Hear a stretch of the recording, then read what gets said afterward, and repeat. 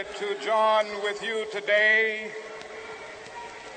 in what will go down in history as the greatest demonstration for freedom in the history of our nation.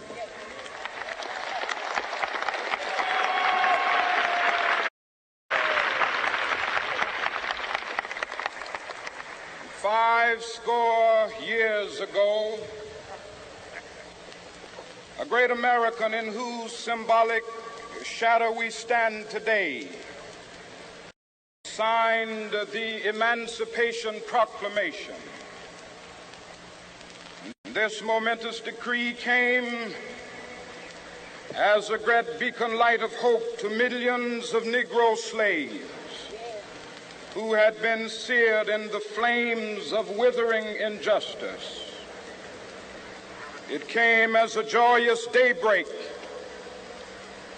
to end the long night of their captivity. But 100 years later, the Negro still is not free. 100 years later, the life of the Negro is still sadly crippled by the manacles of segregation and the chains of discrimination. 100 years later, the Negro lives on a lonely island of poverty in the midst of a vast ocean of material prosperity. I have a dream that one day this nation will rise up and live out the true meaning of its creed. We hold these truths to be self-evident, that all men are created equal.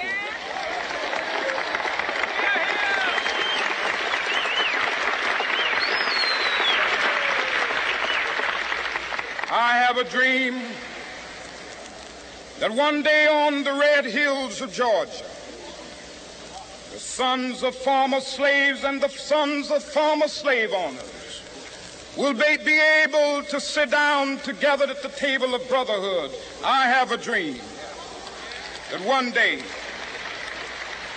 even the state of Mississippi, a state sweltering with the heat of injustice, sweltering with the heat of oppression, will be transformed into an oasis of freedom and justice. I have a dream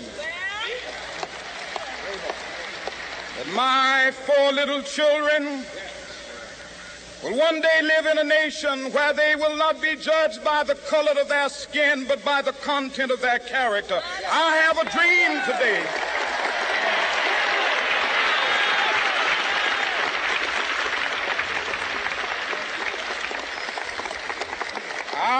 a dream that one day down in Alabama, with its vicious racists, with its governor having his lips dripping with the words of interposition and nullification, one day right there in Alabama, little black boys and black girls will be able to join hands with little white boys and white girls as sisters and brothers. I have a dream today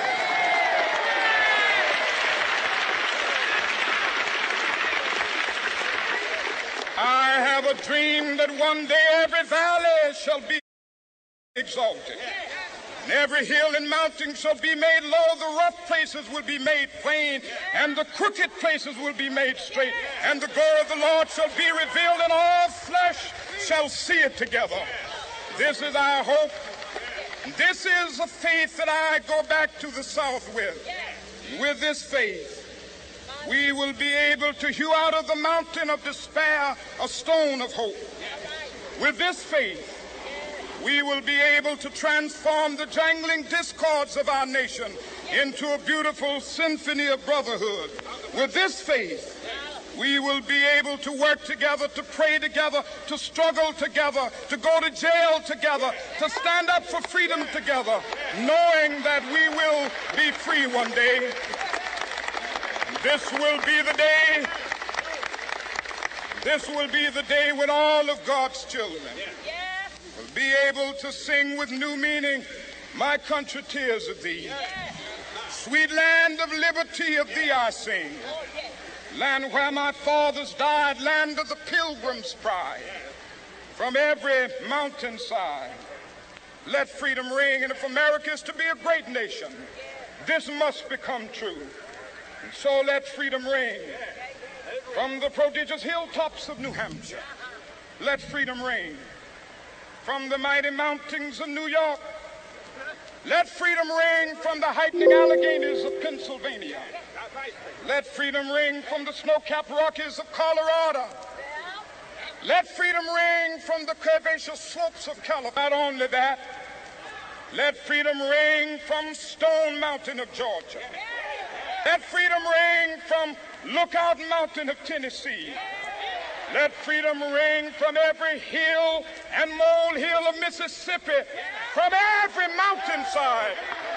Let freedom ring. And when this happens, when we allow freedom to ring, when we let it ring from every village and every hamlet, from every state and every city, we will be able to speed up that day when all of God's children, black men and white men, Jews and Gentiles, Protestants and Catholics, will be able to join hands and sing in the words of the old Negro spiritual. Free at last, free at last. Thank God Almighty, we are free at last.